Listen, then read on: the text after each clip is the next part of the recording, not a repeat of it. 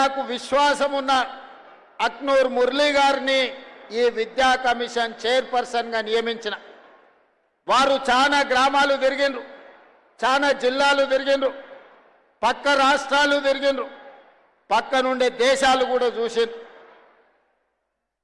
గ్రామీణ ప్రాంతం నుంచి ప్రపంచ స్థాయిలో గొప్పగా వెలుగుతున్న దేశాల వరకు వారు సుదీర్ఘమైన ప్రయాణం చేసి చాలా మందిని కలిసి ఒక నివేదికను తయారు చేసి ఈరోజు తెలంగాణ రాష్ట్ర ప్రభుత్వానికి అందించారు. ఆ నివేదికను మన ప్రభుత్వంలో ఉన్న అధికారులు పెద్దలు కేశవరావు గారి కమిటీకి అందించడం జరిగింది. తెలంగాణ భవిష్యత్ పునర్నిర్మాణము అద్దాల మేడల్లోనో రంగుల గోడల్లోనో లేదు, తెలంగాణ భవిష్యత్ పునర్నిర్మాణం తరగతి గదుల్లో ఉంది.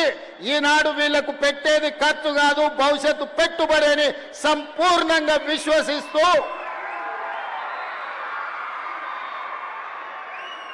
డాక్టర్ బాబాసాహెబ్ అంబేద్కర్ విద్యనే మీ ఆయుధం, విద్యనే మీ ఆత్మగౌరవం, ఈ విద్యనే మీ భవిష్యత్తును నిర్ణయిస్తుంది, ఈ విద్యనే మీ తలరాతను మారుస్తుంది అని ఏ విధంగా సంపూర్ణంగా విశ్వసించిండో ఈనాడు నేను మా మురళి గారు మా విద్యా కమిషన్ సభ్యులు సంపూర్ణంగా విశ్వసించి ఈ విద్యతోనే సమాజంలో మార్పు తీసుకురావాలి, ఈ విద్యతోనే సమాజంలో ఉన్న అంటరానితనాన్ని అసమానతలను తొలగించాలనే ప్రయత్నం చేస్తూ ఉన్నాం.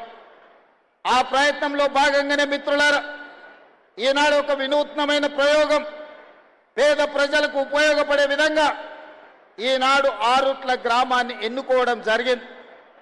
ఈ ఆరుట్ల గ్రామ ప్రజలు ఈనాడు ఇక్కడ ఉన్న చదువుకుంటున్న విద్యార్థుల తల్లిదండ్రుల స్కూల్ మేనేజ్మెంట్ కమిటీగా తీసుకొని అద్భుతమైన పనితనంతో ఈరోజు నర్సరీ నుంచి 12th క్లాస్ వరకు ప్రతి పేదవాళ్లకు విద్యను అందించాలని ఒక లక్ష్యంతో పనిచేస్తే ఒకనాడు తరగతి గదుల్లో పిల్లలు చేరడానికి కష్టం అనుకున్న సందర్భంలో ఈనాడు 1814 మంది పిల్లలు ఈరోజు పాఠశాలల్లో చేరి ఇవాళ పాఠశాల బయట ఖాళీలు లేవు, పిల్లలను తీసుకోవడం అడ్మిషన్లు పూర్తి అయినాయని ప్రభుత్వ పాఠశాల ముందు బోర్డు పెట్టే పరిస్థితి వచ్చిందంటే ఇక్కడ విద్య నేర్పుతున్న సిబ్బంది ఇక్కడ ఉపాధ్యాయుల యొక్క కమిట్మెంట్ని ఈరోజు ముఖ్యమంత్రిగా నేను వారిని అభినందించదలుచుకున్నా. పాఠశాల విద్యా కమిటీ సభ్యులు విద్య నేర్పుతున్న ఉపాధ్యాయులు ఈరోజు తెలంగాణ సమాజానికి గొప్ప ఆదర్శంగా నిలబడ్డారు. ఇవాళ తెలంగాణ రాష్ట్రంలో ప్రతి శాసనసభ నియోజకవర్గంలో ఒక ప్రయోగాత్మకంగా తెలంగాణ పబ్లిక్ స్కూల్ని ప్రారంభించుకోవాలి. అకాడమిక్ ఇయర్లో ఇందులో నుంచి వచ్చిన అనుభవాలను భవిష్యత్తు పాఠాలుగా నేర్చుకొని ఇంకా అద్భుతమైన విద్యను మన ప్రజలకు అందించాలన్న ఆలోచన ప్రభుత్వం చేస్తుంది. నా సొంత మండలం ఒంగూరులో కూడా ఈరోజు మోడల్ స్కూల్ కింద తెలంగాణ పబ్లిక్ స్కూల్ని ప్రారంభించిన ఈరోజు ఆరుట్ల గ్రామం నుంచే ప్రారంభించాలని ఎందుకు వచ్చినా అంటే మీరు తెలంగాణకు స్ఫూర్తినిచ్చిండ్రు, తెలంగాణకు ఆదర్శంగా నిలబడ్డారు. ఈ ఆరుట్ల గ్రామానికి ఇంకొక గొప్పతనం ఉన్నది. ఆరుట్ల రామచంద్రారెడ్డి గారి పేరు వినుంటారు, ఆరుట్ల కమలాదేవి గారి పేరు వినుంటారు.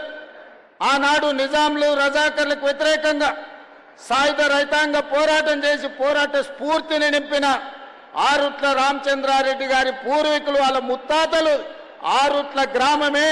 తెలంగాణ నలుమూలల ఆరుట్ల పేరు ప్రతి ఒక్కరికి తెలుసు.